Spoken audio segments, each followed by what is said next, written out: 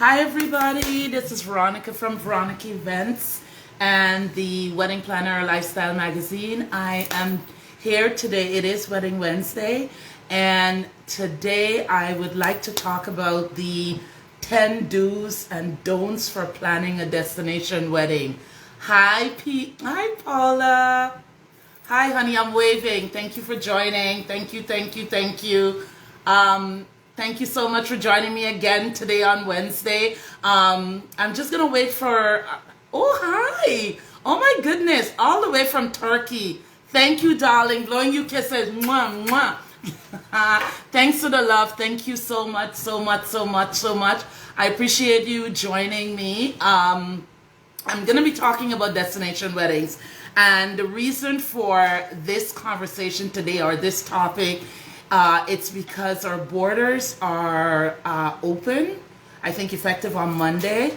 There are still some restrictions as to crossing over into the United States, also going into Europe regarding a vaccination. You can definitely find that information on the Government of Canada website. But I want to talk about wanting to have your wedding in a destination, and that can be in Europe or also in the Caribbean. And I just want to share 10 do's and don'ts for planning a wedding so you'll have a successful event and just relieve you. Kisses to you too. I love you so much. Thank you so much for the love. So I'm just gonna wait a couple more minutes and then I'll get started. How is everybody doing? You can certainly comment. We're open now, and I actually had a great night out, a girls' night out last night, and we went to the drive-in downtown Toronto to see a wonderful Turkish movie. So I'm going to talk a little bit about that after I've had this conversation about destination wedding planning. But I want to shout out and say thank you for the invitation. I had a great time in wonderful company, and I'll give you some information about that later on. I'm looking fabulous. Thank you so much, Paula. From one fashionista to another. One fashionista to another. Honey, we'll get to wear our clothes now, okay? So I know you and I have to get together very soon, and I'm looking forward to it. It's been a long time. So again, thank you. I'm going to start with actually the planning of a destination wedding, because it can be a lot of work. I know it seems simple, and when you're talking to people or to your friends or family, like, oh, it's not a problem, you just go there and get married and that's it. And that's partially true. It's not totally incorrect. But there are some requirements, and there's things that you need to know when you are traveling overseas for a destination wedding. So I'm going to get started with the first, I would call that the first do. Now, think why you want to have the destination wedding, and without going into too much, I mean, you're thinking about numbers, you're thinking about you'll be in a different location, how many people will be able to accompany you there, or hi Heidi, thanks for joining, how many people will be able to accompany you there, and also the cost, because of course it costs money. You have a budget, your guests will also have a budget, and you have to make sure that the people that you're inviting can afford to accompany you there. You really don't want to invite them and then they can't. So it's important to take that into consideration. Also, the timing, the time of year that you're going, that can also impact your overall cost. And then accommodations and food and all that wonderful stuff that is totally important as part of hosting your guests. Now, what I want to get into is why are you going? Is the country special to you? What type of venue do you imagine? How important? The weather also is absolutely important. And some people consider it eloping. It's not as much so as before. People would elope to go to another country. A lot of people decide that they would like it to be intimate, and that's the reason for them making the decision to have a destination wedding. You can certainly have a wedding in another location, and when you get back, You can have a reception where you can have everyone join you now that we are reopening slowly. You can invite the people that couldn't join you in the specific destination or country. Also, number 2 is a don't. Don't assume your destination weather, I'm thinking about the weather, pardon me. Your destination wedding is a cheaper alternative. That is not true. I know you've heard it over and over again. It is.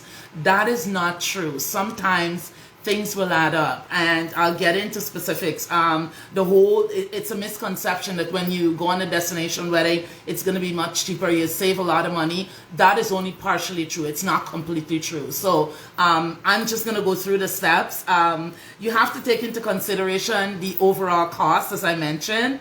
Also, you have to take into consideration flight, accommodation, your licensing for being married in that country.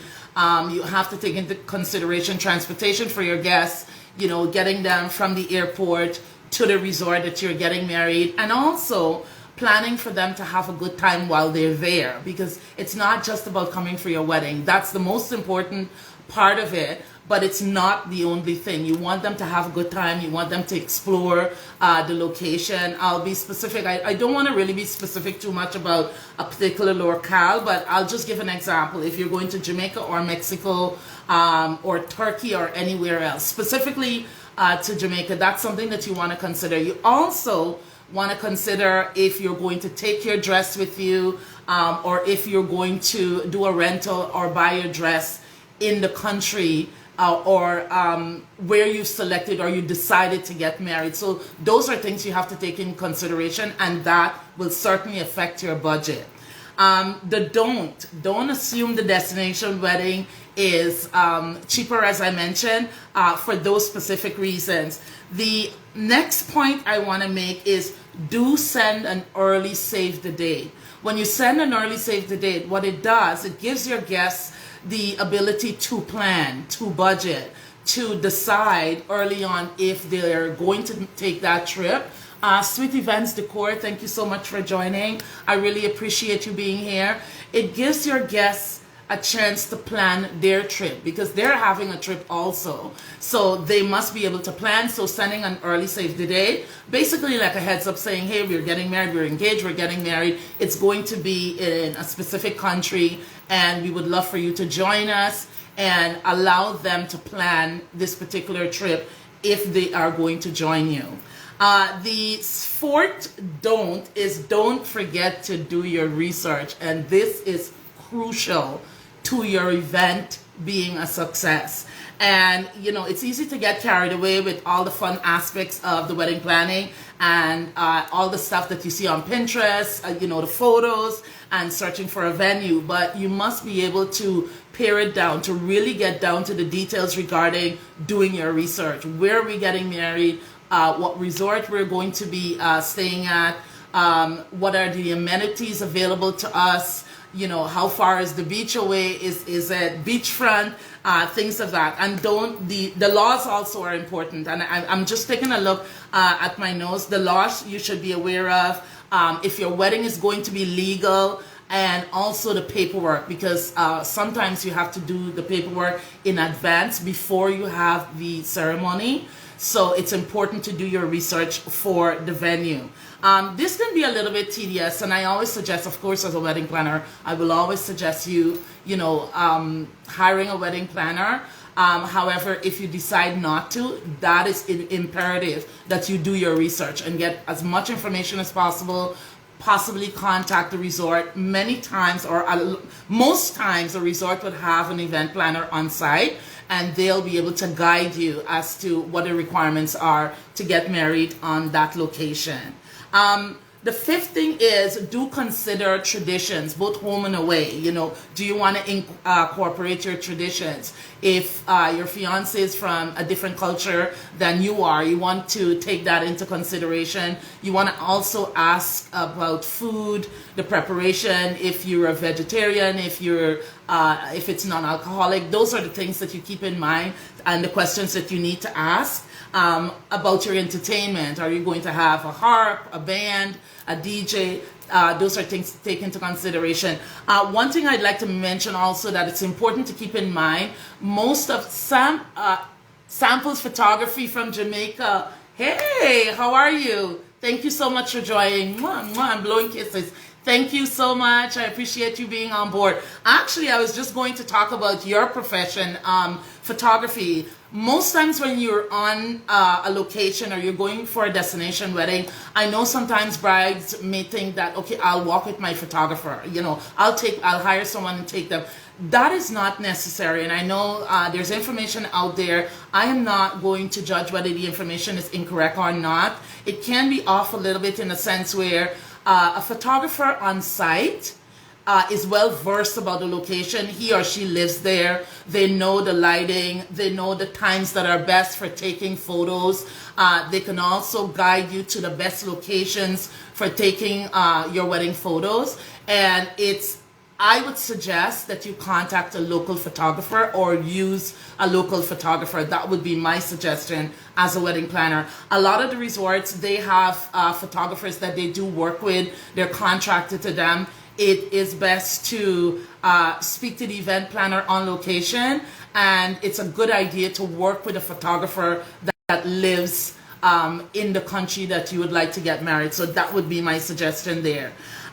Moving on to a don't underestimate the temperature. Oh my goodness, because the weather is going to be different, of course. If you're in Mexico or Jamaica, of course, the weather may be a little bit more humid. It depends on the time of year you're having your wedding. So you have to take that into consideration. You know, at 4 o'clock, it may be hotter than it is if you're having a morning wedding.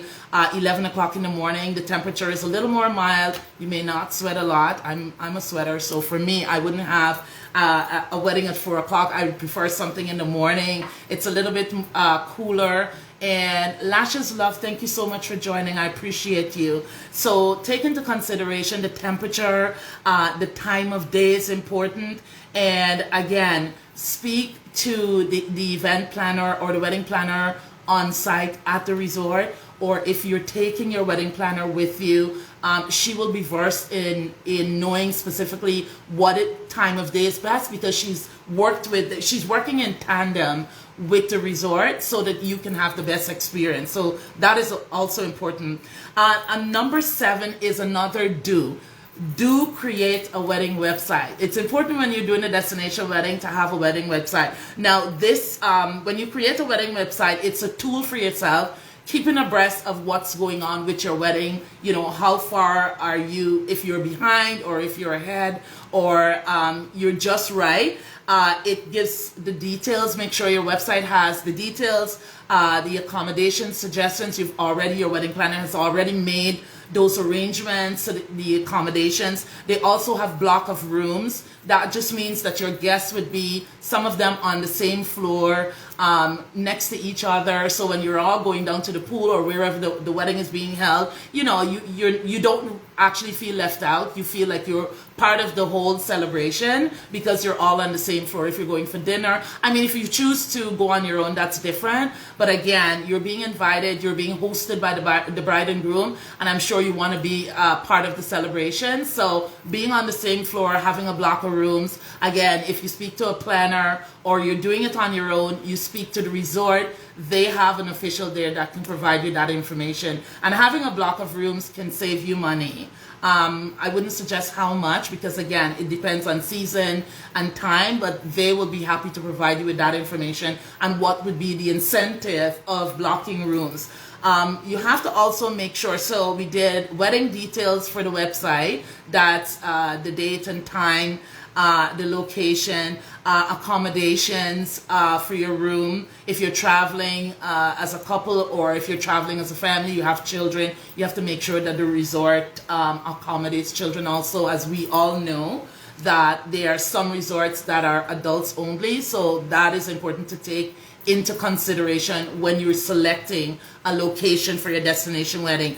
Also, as I mentioned earlier, things to do in the area. What are the amenities? What is available to you? Can you go to Dunn's River if you're in Jamaica? Or can you visit if you are in Mexico? Can you do some sightseeing there that you get to visit possibly other resorts or things that are important in the country that you need to see to explore? Museums. Depends what your taste is. If you're not into museums, maybe you may want to go just to eat off the resort at a restaurant that you heard is really popular and it has, great food, things like that. So it's important to know what is around you apart from what is on the resort should you need to step outside of the resort.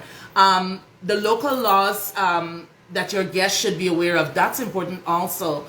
You need to know the local laws because you also want to provide that information for your guests on the website. And last but not least, the guest list. We all know sometimes some brides may ask for gifts. If they've been living together for a while, they may not be looking for a toaster or a microwave.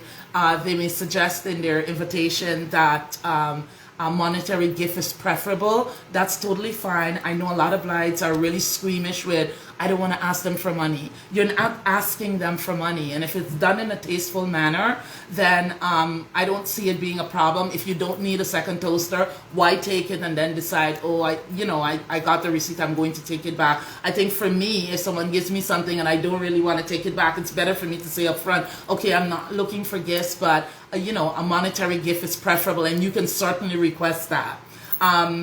Like I said, some people think it's tacky. I don't think it is. I think it's practical. And if you're not looking for something that you already have, then you can certainly suggest in your save the date or your invitation that monetary gifts are preferred. And sometimes people really don't want to go out looking for anything. They would actually prefer to provide a monetary donation, and that's fine also. Moving along, another number 8, a don't. Don't rule out supplies from at home. And when I mean supplies at home, I just want to be specific about that. You do not need to actually travel with everything from the host country, which is your home, to the destination. As I mentioned earlier, they are bridal shops on site, they're photographers, the resort have access to contractors that work with them, florists, bakers who design wonderful cakes, and they taste good also. There's no need to decide, I have to walk with this person, or I have to walk with that person. I have to hire this person to take with you. If you've done your research on the resort and you've spoken to the event planner or the wedding planner on the resort, then you know exactly what is available to you.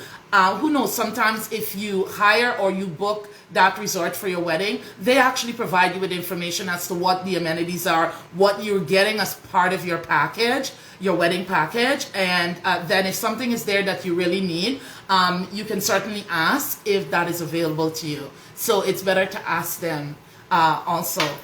If you'd like to walk with supplies, I'm not sure particularly what would be something to carry. If you're looking for a dryer or to curl your hair, a lot of the resorts, they have bridal salons.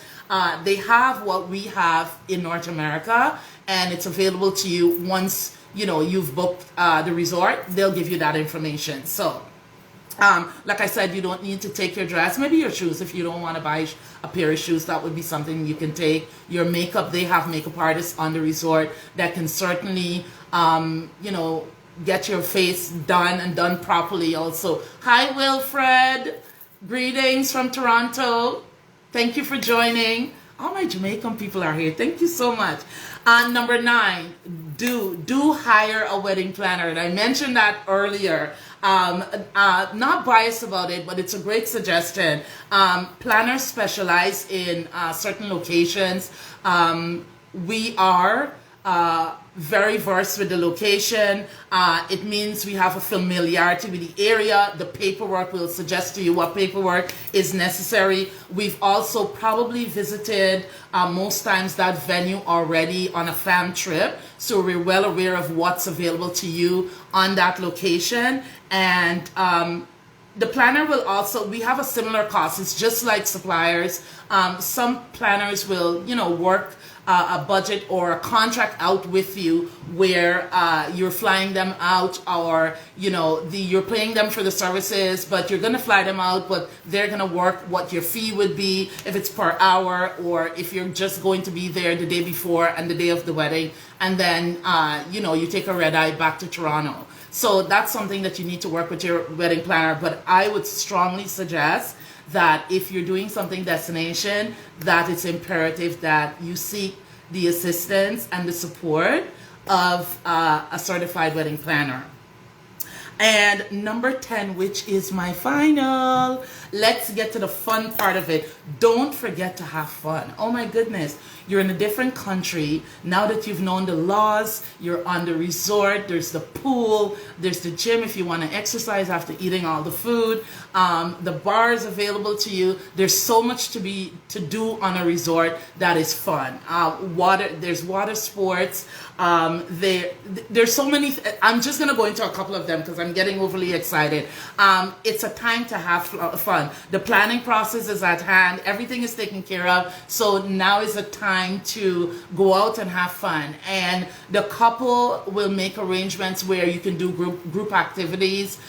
You can decide if you want to do something on your own. I would suggest that you stay within the group for your own safety, and also the camaraderie. You have people around, you can get to know people, new people, and you can decide to do something together. And like I said, depending on where you're having your wedding, there is a lot of fun things to do. You can visit different locations, you can go for walks, for hikes, you name it, and it can be done on a resort. And then you have also people that are there, transportation to take you where you want to go, bring you back. There's water rafting, there is water skiing, there's so many things. And if you're not into all basically the active things, then you can just sit by the pool, and if you want to sit and get some rays and read a book and just have a drink, you can certainly do that. So those are my tips, my top 10.